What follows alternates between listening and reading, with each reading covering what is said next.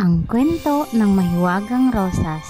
Isang umaga, nagulantang si Annabel sa bulyaw ng kanyang madrasta na si Rosita dahil nakatambay at kinakausap na naman daw niya ang kanyang mga tanim na halaman. Lagi kasing nasa kanyang munting hardin si Annabel, lalo na kapag siya'y nalulungkot.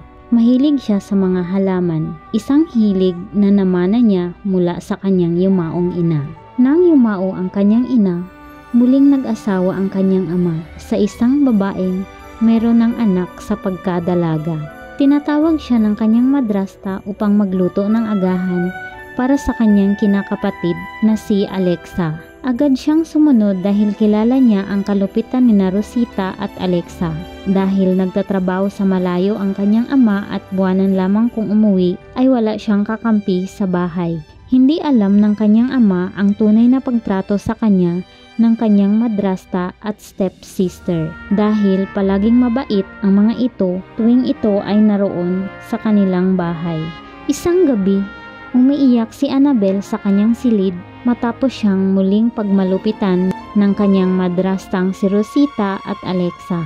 Hindi na naman siya pinakain kaya tumakbo siya patungo sa kanyang hardin at doon muling kinausap ang kanyang mga halaman. Habang umiiyak, isang luha ang tumulo sa isang bulaklak na rosas. Sa hindi inaasahang pagkakataon, nagliwanag ito at lumabas ang isang magandang diwata. Kinausap siya ng diwata, ngunit dahil sa takot ay kumaripas siya ng takbo.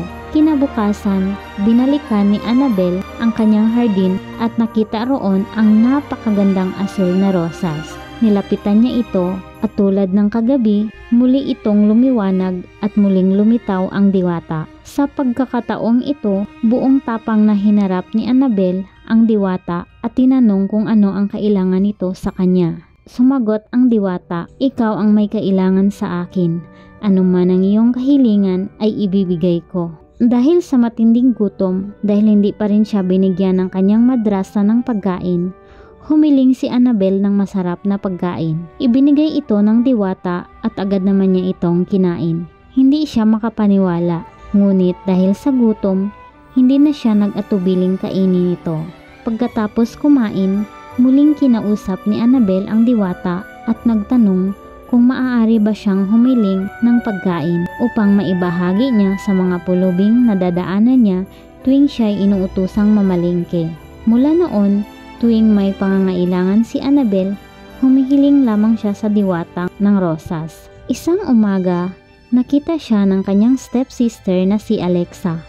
Nasaksihan nito ang paglabas ng diwata at kung paano humiling si Annabel.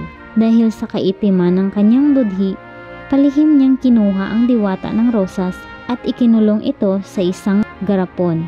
Dahil dito, nagalit ang iba pang diwata ng mga bulaklak. Ginawa nilang halaman si Aling Rosita bilang parusa. Ayon sa mga diwata, ibabalik lamang nila ito sa dating anyo kapag pinakawalan ang diwata ng rosas. Ngunit sa halip, pinili ni Alexa ang kayamanan at humiling ng ginto kapalit ng kalayaan ng diwata at pumayag na manatiling halaman habang buhay ang kanyang ina. Pinagbigyan siya ng pinuno ng mga diwata.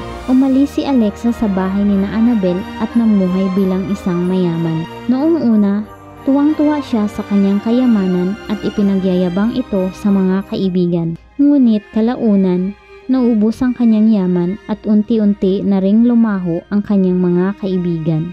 Sa gitna ng kanyang pag-iisa, naalala niya ang lahat ng kabutihan ni Annabel at ang pagmamahal ng kanyang inang si Rosita. Napagtanto ni Alexa na walang kayamanang papantay sa masayang pamilya at pagmamahal ng mga mahal sa buhay. Bumalik siya kay Annabel at taimtim na humingi ng tawad. Bit-bit ang pagsisisi sa lahat ng kanyang nagawang mali. Nakiusap siya sa pinunong diwata na ibalik sa dati ang kanyang ina.